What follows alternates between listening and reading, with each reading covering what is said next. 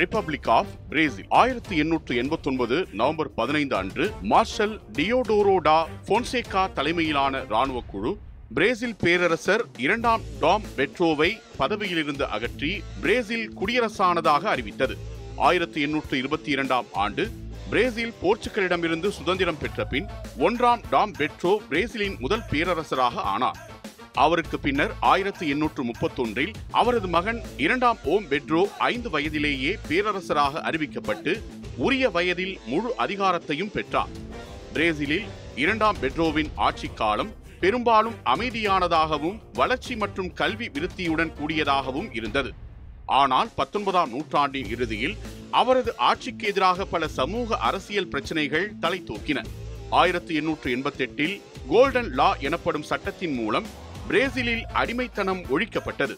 இதனால் பெரும்பாலான நிலப்பிரபுக்களும் அடிமை தொழிலில் ஈடுபட்ட வர்த்தகர்களும் பேரரசுக்கு எதிராக திரும்பினர். மன்னராட்சியில் இராணுவத்தினர் அரசியல் அதிகாரமற்றவர்களாக இருந்தனர். டியோடோரோ டா பொன்சேகா போன்ற பல இராணுவ அதிகாரிகள் குடியரசு சிந்தனைகளின் தாக்கத்தில் இருந்தனர். அமெரிக்கா மற்றும் பிரான்சில் ஏற்பட்ட குடியரசு புரட்சிகள் பிரேசில் அறிவுஜீவிகளின் மீதும் பலத்த தாக்கத்தை ஏற்படுத்தின. இதனால் குடியரசு இயக்கம் வேகமடைந்தது. அதே நேரத்தில் கத்தோலிக்க தேவாலயம் மற்றும் மன்னராட்சி இடையே அதிகார போட்டிகள் உருவாயின. தேவாலய நடவடிக்கைகளில் மன்னர் தலையிடுவதாக குற்றச்சாட்டுகள் எழுந்தன. இந்த சூழலில் 1889 நவம்பர் 15 அன்று ரியோ டி ஜெனீரோ நகரில் மார்ஷல் டியோடோரோ டா பொன்சேகா தனது இராணுவ படைகளுடன் பேரரசை எதிர்த்து கிளர்ச்சி செய்தார். பெரும்பாலான படைகள் மற்றும் அரசியல் தலைவர்கள் அவருக்கு ஆதரவளித்தனர். மன்னர் 2ஆம் பெட்ரோ எவ்வித இரத்தப்போரும் இல்லாமல் தானே பதவியிலிருந்து விலகினார். பின்னர் அவர் தனது குடும்பத்துடன் ஐரோப்பாவில் தஞ்சமடைந்தார்.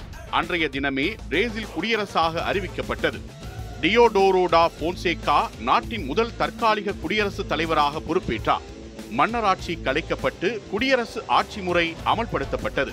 1891இல் புதிய அரசியலமைப்பு சட்டம் உருவாக்கப்பட்டது. 1889 நவம்பர் 15 அன்று பிரேசிலில் நிகழ்ந்த இந்த மாற்றம் ஓர் அமைதியான அரசியல் புரட்சியாக வரலாற்றில் இடம்பெற்றது.